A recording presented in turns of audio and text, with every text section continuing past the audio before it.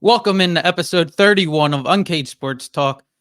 Today, it's a little different of an episode. Gonna have a friend on who I went to high school with. He was a state champion in Delaware. He's now an MMA fighter. He went to Arizona State for wrestling for college. He's 5-0 as an MMA fighter, 1-0 as a pro. I'll introduce him. Doesn't need much of an introduction. After all that, Austin Clayton. We went to high school together. How have you been? What have you been up to? Man, I've been good, man. Just doing the same mode. If you remember me from high school, man, you just know how obsessed I was with wrestling, and now it just flowed right over into MMA. Yeah, I remember we were just discussing off air. Like my freshman year, your sophomore year, Atkinson and them used to get pissed at you for some reason, and then you just started to take it more seriously as the years went on, and wound up becoming a state champion your senior year. It Wrestling was a fun sport. I miss it a lot. Oh man, Like, it's the greatest sport in the world, dude. I attribute everything that I know in life up until this point to wrestling. I think yeah, teaches you a lot of good life lessons, teaches you how to work hard, teaches you how, to deal with failure because you're wrestling every weekend and you ain't gonna win every weekend. You're not gonna yeah, win every single match. So, you gotta learn how to deal with the failures, the lows and the highs, and just keep on building. yeah. How was it wrestling at Arizona State? We haven't really talked since high school. How was it at Arizona State? Man, it was incredible. The reason why I chose to go to Arizona State was just because I think it was the complete opposite of what I was as a wrestler, right? Mhm. As a wrestler, I was a grinder. I relied on a lot of conditioning. I was a tough wrestler and I wanted to put on a pace. We're going to Arizona State, man. Everybody there had a lot of finesse, a lot of, Mhm. it was a super technical and finesse type style wrestling, which was the complete opposite that I was used to. So the reason why I wanted to go there is I was going to be the yin to my yang. I felt like that was the place that was going to help me level up the most. And although I Mhm. didn't reach my goals that I had set for myself in college, I wouldn't change it for the world because it put a chip on my shoulder and I developed into the athlete that I always thought I could be. Yeah. I know why you have why you got the conditioning from St. George's. The stairs we used to run with the same bags until the windows fogged up. Until the windows fogged up. Yep. That was a nightmare running Oh those man. stairs until the windows fogged. Yeah, and then And they would then open up the freaking door so yeah, that it wouldn't fog up. I was like, man, come on someone someone would open the door and then we'd yell at that person. We'd be like, "Why are you opening the door?" Were now. you That was insane. I When I was down at St. George's 2 weeks ago watching William Penn versus St. George's, and I saw the sandbags on the mat, turned to my dad, I was like, "That's bad memories right there." Yeah. I was PTSD. Yeah, I was talking to Danny Rankin and Navarnik who are down there. Navarnik's actually helping out coaching now, Oh wow. and he's a part-time assistant down there now, At St. and we George's? yeah, at St. That's George's. awesome. I actually might help out next year as well just for something to do on the side, You should. but I remember I was looking at the sandbags, I was like, "Damn, that's PTSD." That's one thing I do not miss. Yeah. There's a couple things. As much as I love the sport, man, there was a lot of. It's just like anything in life. You know what I mean? As much as you love something, there's always going to be some bad with it. Running them stairs was never fun, but I Then think it took us all to that next level and helped us get prepared for whatever competition or just even life altogether. You know what I mean? then there was some fun where we used to play handball Yeah. on weekends, or So, when we had the Saturday practices. and then we get in trouble because we be trying to run it up on the week too. Yeah, it was. Wrestling's a fun sport. I've missed it a lot. So, what got you into doing MMA?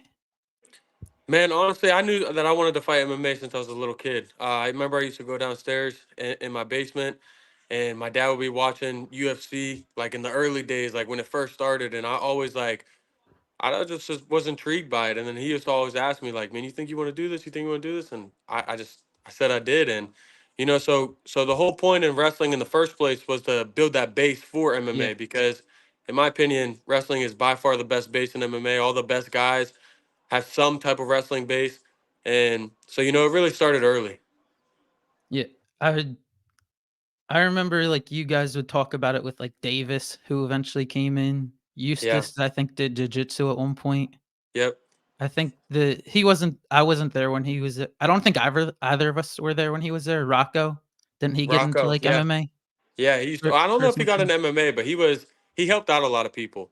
And then even Yeah. down to my senior year of high school, they brought in this Andre Petrowski. He's in the UFC right now. They brought him in. He was just, I think he just graduated out of University of North Carolina, and he had a couple pro fights. And he helped me like 2 weeks before my state championship, just wrestling. And he was Hmm. beating up on me and helped me get ready. And just that again, I knew like just training with him. I was like, man, this is 100% what I want to do. Yeah. I saw that you trained with when you got into training for MMA. You trained with John Jones at one point. Yeah, dude, Henry I've been Cejudo. super fortunate. Right time, right place. I worked my butt off, and people saw it, and they gave me great opportunities. I've had the privilege to train with Yuri Prohashko, who's a world champion. I had the opportunity to train with John Jones, Paulo Costa, Henry Cejudo, Kelvin Gastelum. I mean, the list goes on. Gilbert Burns. I've been super fortunate from the very beginning of my MMA career. I've been surrounded around the very best in the sport, and it's really helped me progress at a super fast rate.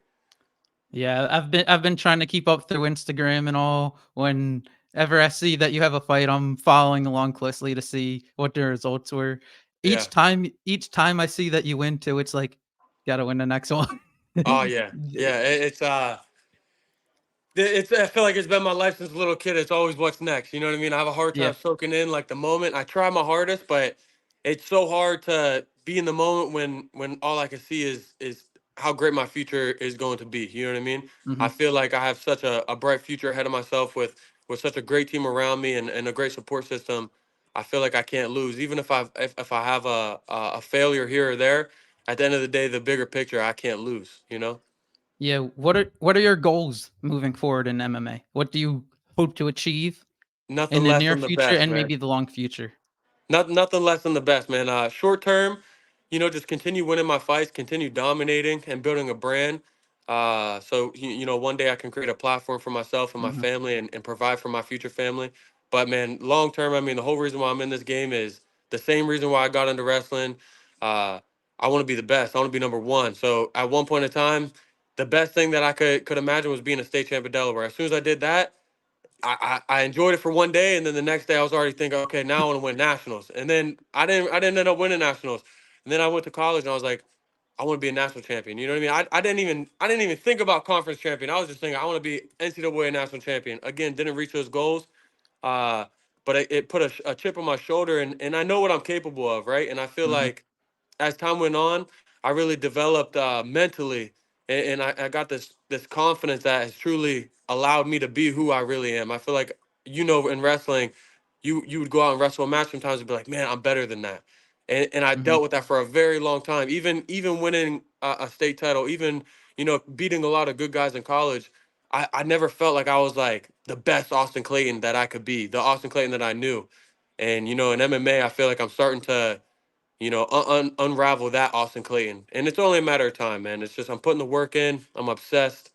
Uh, Everything I do goes towards that. I sacrifice everything to reach my goals. And again, it's just a timing thing now. Just being patient.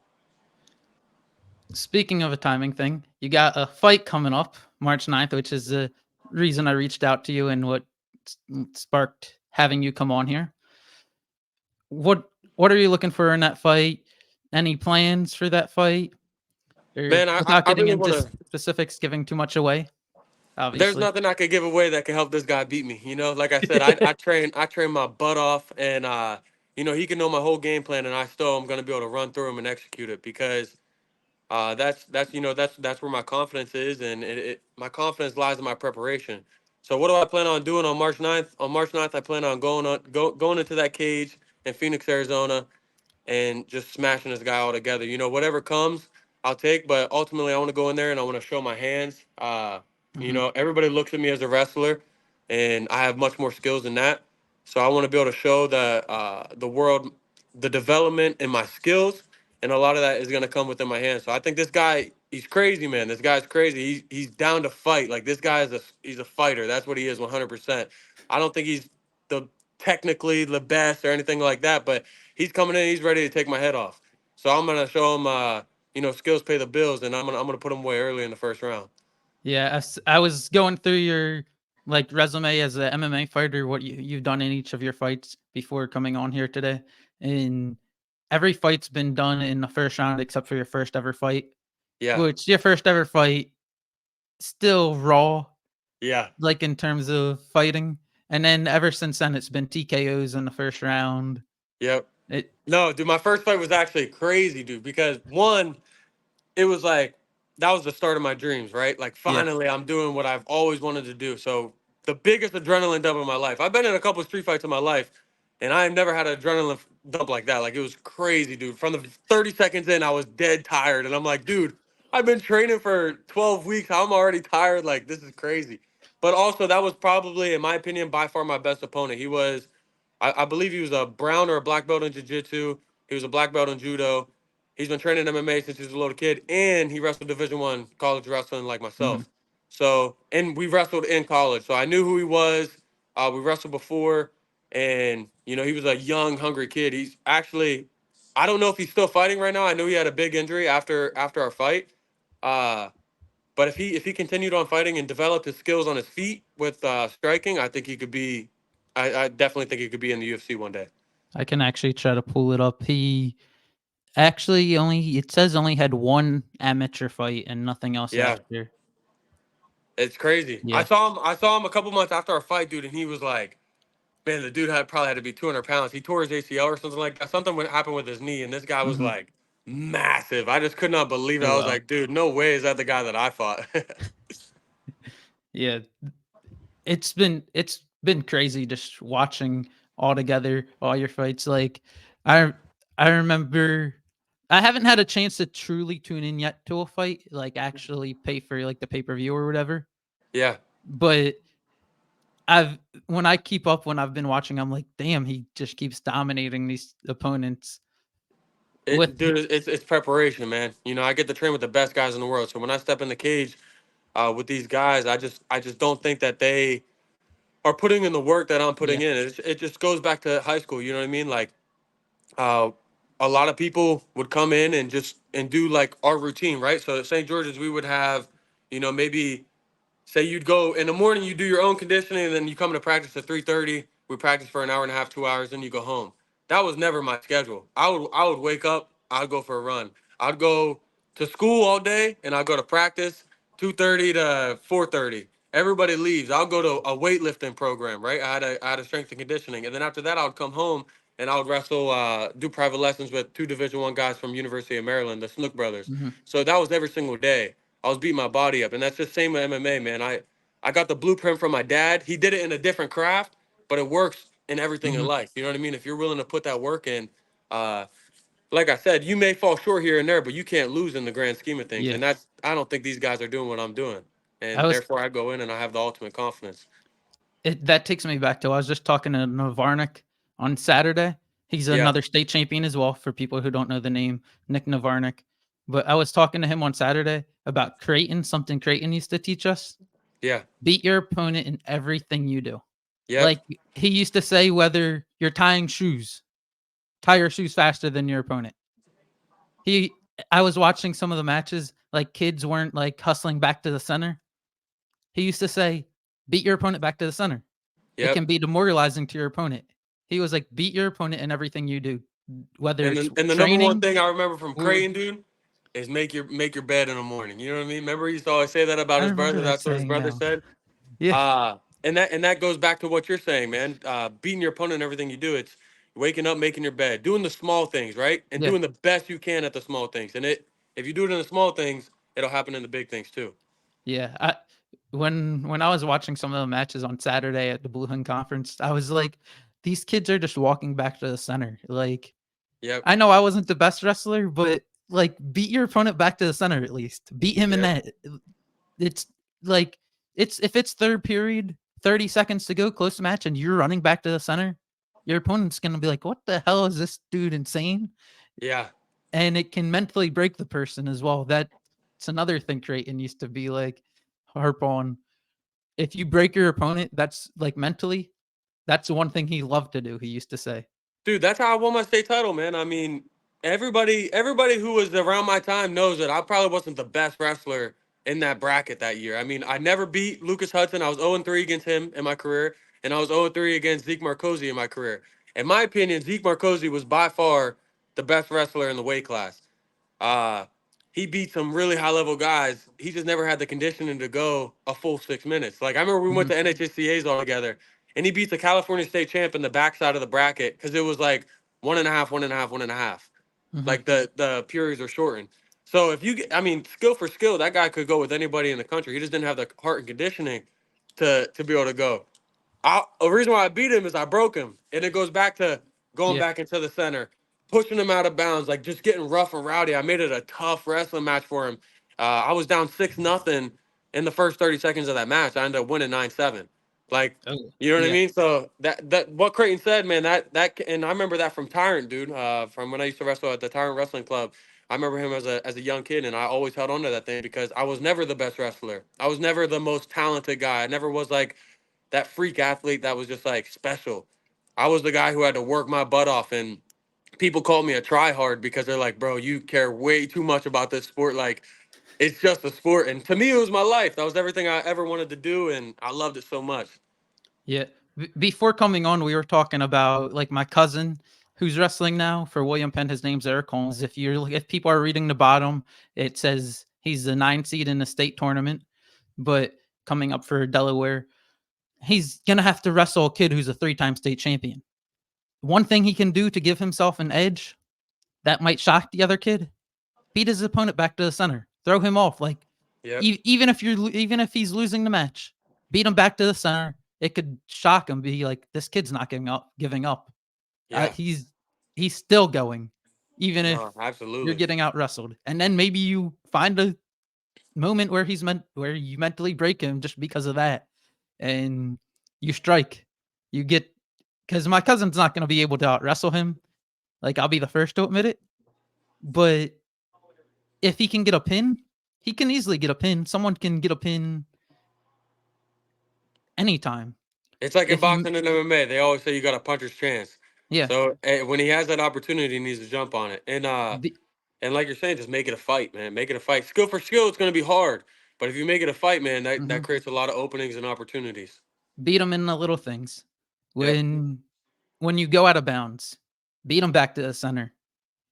It can throw that opponent off. Then I'll probably tell him that off to the side before his match if he wrestles him. I'll be like, beat him back to the center. It can give you a huge advantage. Yep. I wanted to do a Luke's list. I do a Luke's list on every episode, Yeah. which Luke's list is like a top 5 rankings. For this episode, I'm doing something a little fun for the best St. George's wrestlers during our time there. Hmm. We'll see if you agree or see if you can guess for each spot.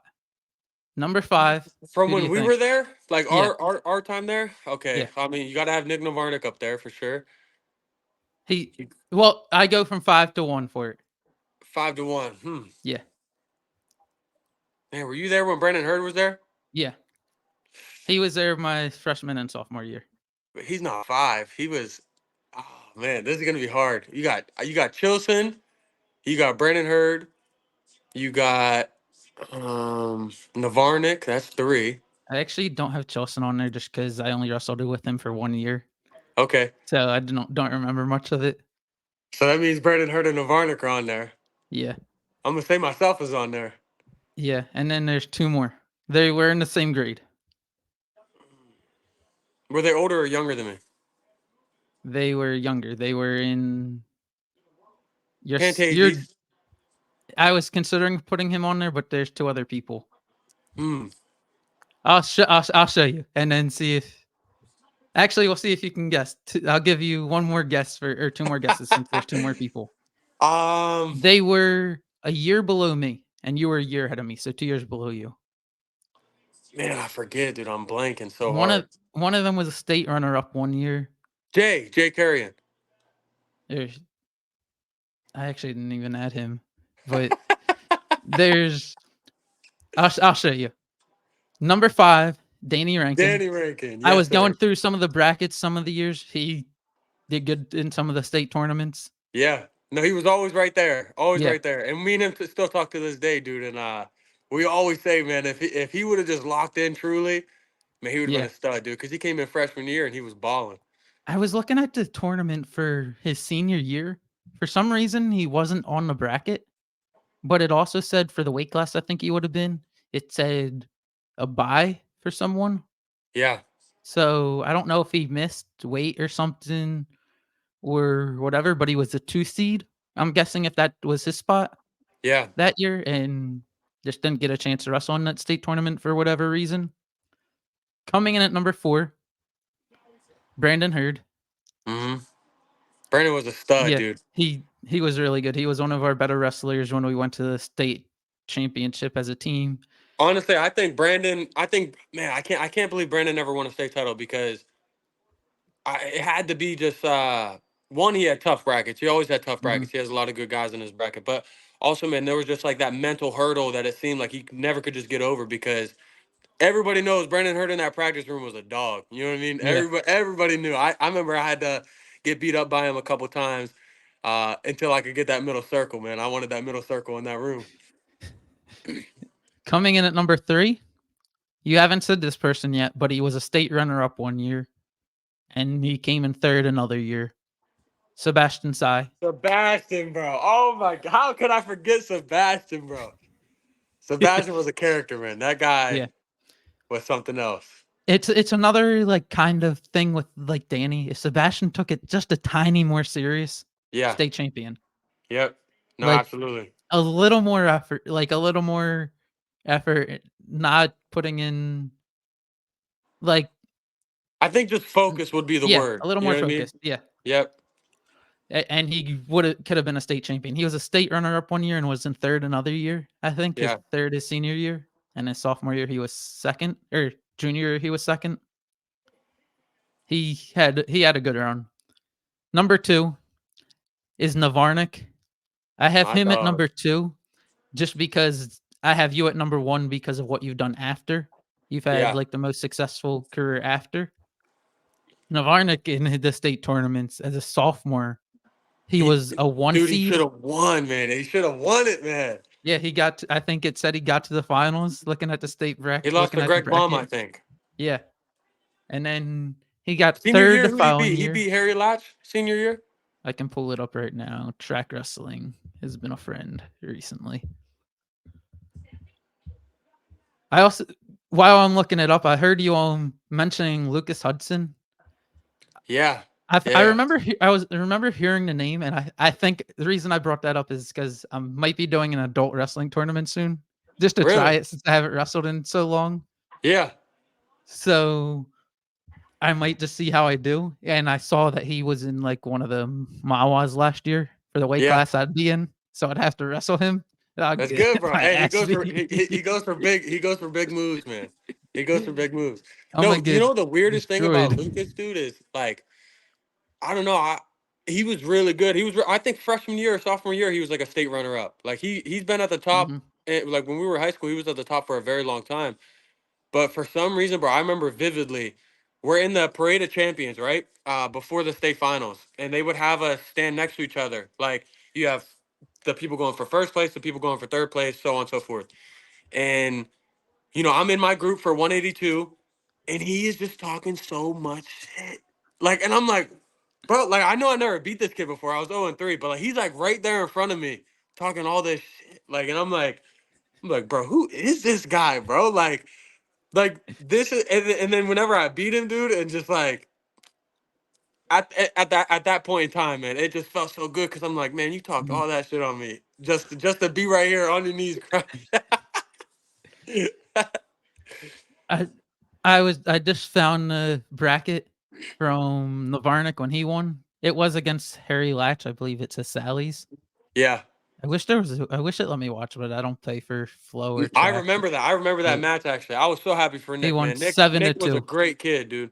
Yeah. Uh Coming in, dude, he had such a love for wrestling early on in his career, and I think what really made Nick so special was his jiu-jitsu background. He had Mhm. a different aspect that like or he had a different like mind to the game with the jiu-jitsu, and I've learned that coming into MMA, like how different it's changed my wrestling. And I feel like if I would have known it earlier, I would have done a lot better throughout college and high school and Hmm. everything. Nick was really special. I remember I was hanging out with Harry Latch right before that state finals match. Harry Latch was eating Ben and Jerry's, and then he Nick ended up beating him. But I was really happy for Nick, man. Nick was a Yeah, good kid. I showed my cousin this match. There's a match between Navarnik and Nick Serio. Oh So gosh, on YouTube, Nick tries to hit, I believe the move is a flying squirrel. yeah, And he was only like 12. I remember It's that. it's pretty Yep, funny watching that. it was where that was at like the something maybe in Smyr- Smyrna. It was a yeah, Smyrna it middle school says Little tournament. Smyrna Wrestlers. Yeah. That Yeah, was dude. in Nick took 2013. off, dude. Eighth grade, actually, I think he placed at the state tournament, dude. He He was wrestled sort of at the like me, dude. He tournament got in 8th grade. obsessed. Yeah, he wrestled for Caravel in eighth grade, and I think he was in the state tournament. I think he Oh placed. well.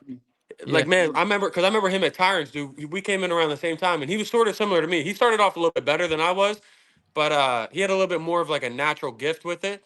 But we weren't the best, and I just remember, man, one year we're at Tyrant Wrestling, and we're just like regular guys, and out of nowhere the next year, Nick Navarnik is Nick Navarnik now. You know what I mean? It's not Yeah. hey Nick, it's oh dang, that's Nick Navarnik, dude. I remember he showed up, dude. He was a stud, dude. He was a stud. That's like the kid we were mentioning it off air. That's like the kid that my cousin's probably going up against in Yeah. round state tournament on Friday. Yep. Kid's been wrestling since he was 4 years old. Won an Yep. eighth title a title in 8th grade. I think he would be the first ever 5-time state champion in Delaware, Yeah. which Hey, maybe but my but cousin but can the pull way that to think upset. about that, right? There's two sides of the coin, right? Your cousin has no pressure at all. Yep, no pressure. He's supposed to go out there and get his butt whooped. Now the other kid has all the pressure in the world because if he loses to your cousin who's only been wrestling for 2 years, who is brand new to the sport, I mean, you know what I mean? That's a lot of pressure. Some people That's the don't upset like of the pressure tournament. bust pipes, man, or it can build diamonds. So Yeah, I think my best advice to your cousin would be to just, make it a fight, dude. yeah, Every position, every second of the match, man, give it your best 6 minutes. yeah. My cousin, he's actually beat the number 3 kid, the kid who's number 3 in the bracket. He's Yeah. already beaten that kid once. He lost to him at the Blue Hen Conference, but he beat him with a spladle to actually win the conference championship for In William his Penn second year, like 2 weeks ago.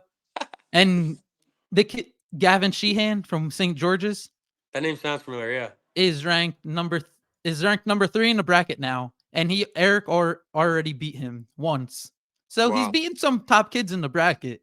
Yeah. He's just Hey, dude, that state tournament makes the most out. Like I said, I was yeah, 0-3 against Zeke Marcosi. I was 0-3 against Lucas Hudson, and I beat them both on that day because mentally, man, I was prepared for that moment, and mhm, the pressure elevated me. Pressure goes both ways for different people. It can make you perform lesser, or it can make you perform above. yeah, And I performed above, and I think if your cousin just there should be no pressure for him. Just go out there, let it fly, go score yeah. some points. There's really no pressure in it. There's gonna be probably a lot of eyes on that match just because people are gonna be watching Eddie Radecki from Yeah, Caravel, and everyone's gonna be picking Eddie Radecki to win that match. yeah, Literally every single person in that gym, even his coaches, are gonna be picking. Like my cousin's coaches, Joe Arcangelo is actually his coach. yeah. He's gonna be predicting that Eddie wins that match. Oh, absolutely. Eric just needs to Just pick a based off spot and on find it. paper. Yeah. I I said he hit the spladle to win a match against the number 3 kid in the state. Yeah. See if you can hit it somehow. Hey, Since you like that all you move, need is one moment, wait man. for it. You could be losing the whole match. You could be down 10-0. All you need is one moment, one lapse, one break of focus. Yep, Uh, kid makes one mistake. yep, that's all you need. Have you had a chance to watch like any high school wrestling in the last few years? Like Dude, when I was watching Saturday, I was like I I wasn't really good at all, but I know what you're supposed to do. And yeah. watching, I'm like, "No, you're supposed to do this." Like, "Come on, kid, you gotta do better than So that." I'm not gonna lie, right? So I came back. It's painful watching. I want to say 2018. I came back to watch the state tournament, or maybe it was Mhm. 2019. And and I know I was the same way. I watch my matches now. I watch my matches in high school, and I'm like, what am I doing? Like, why was I doing this? And my dad used to yell at me and tell me like, Austin, you know you're not supposed to do it like that. You're supposed to do it like this. And I'm like, Dad, like, blah, blah, blah. You know what I mean? You're making all these excuses. But man, when I went back and watched it, it was hard to watch just because, Yeah. like, no offense to these kids, because I was in that same position at one point in time. But I think it was hard to watch because, moving out to Arizona, there's this club. It's called Valiant Wrestling Club.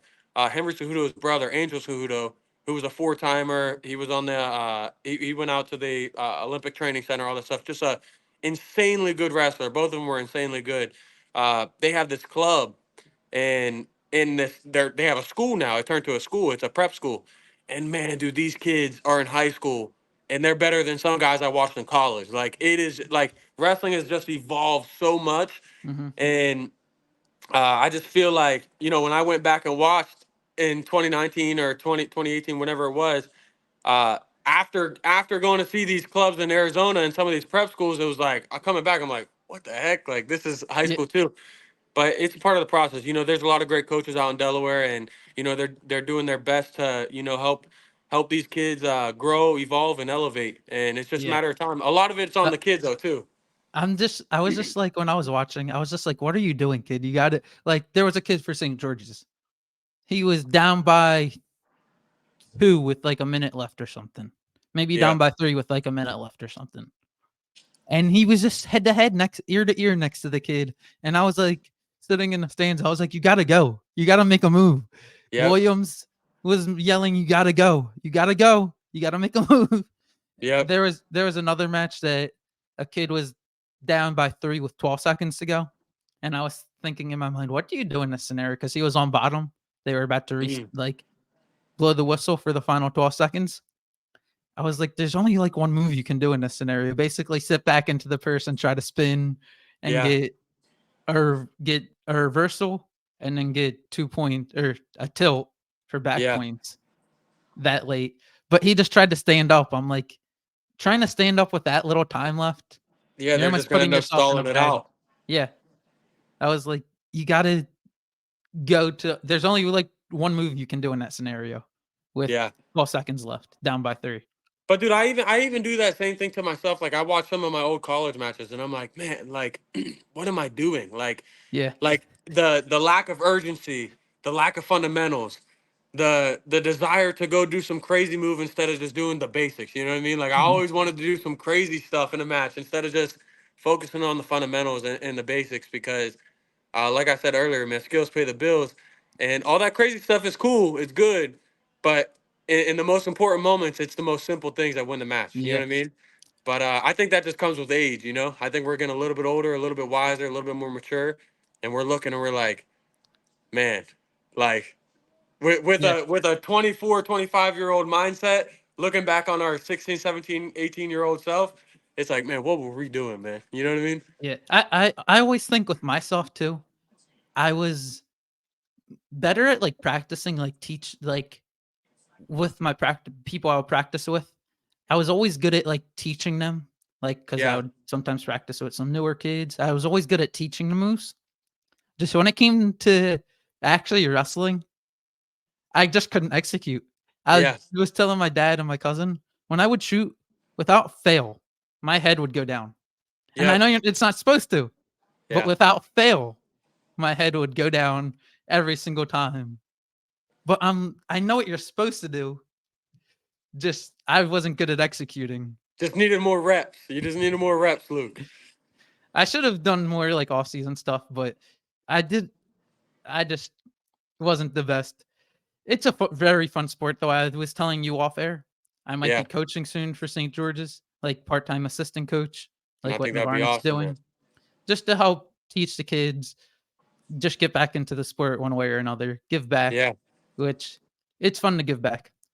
absolutely, man. That's the whole point of being on this earth. You know what I mean? I feel like it's our obligation to give like think about all the people that helped you get to where you got. You Mhm. know what I mean? And maybe you didn't reach the goals you wanted. Maybe you didn't become the wrestler you always wanted to be, but you wouldn't change nothing because you wouldn't be here where you are today. You know what Yeah. I mean? So My, everybody played an important role in your life. my favorite part when we were wrestling together was like all the tournaments, all the Yeah. like team matches, like watching the William Penn versus St. George's match 2 weeks ago.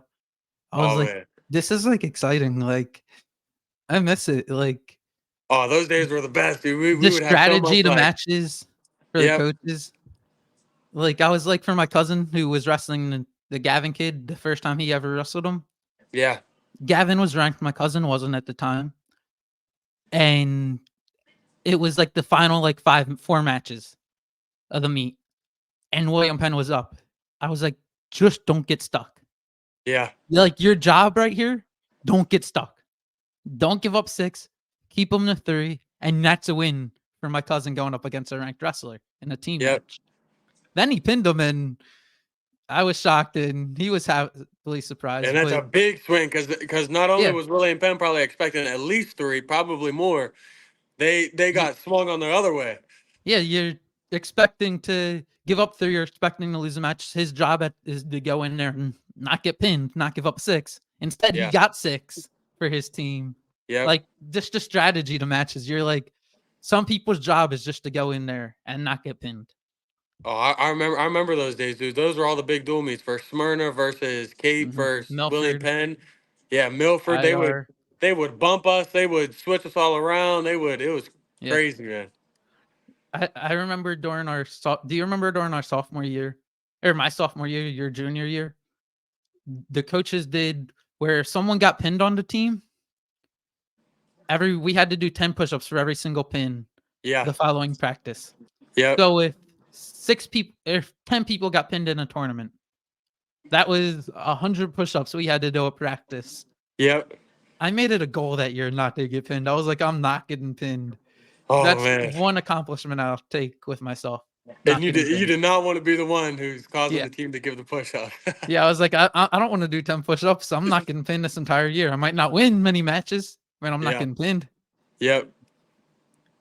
No, that's Yeah. awesome, man. A lot of good memories, man. I'm very thankful for all of that time. I think it really helped Mhm. shape me into who I am now. Yeah. So looking into your fight as we wrap up on the show, what are you most looking forward to for your fight on March 9th? Man, honestly, I'm looking most forward to an opportunity to, just display my skill set and, put on a great show for all the fans and give all glory to God because without God I would not be where I am. He gives me the confidence, the strength, and the courage to go do what I do. And I'm blessed with that. I just think that this is a great platform and opportunity for me to show how great of an MMA fighter I am. Mhm.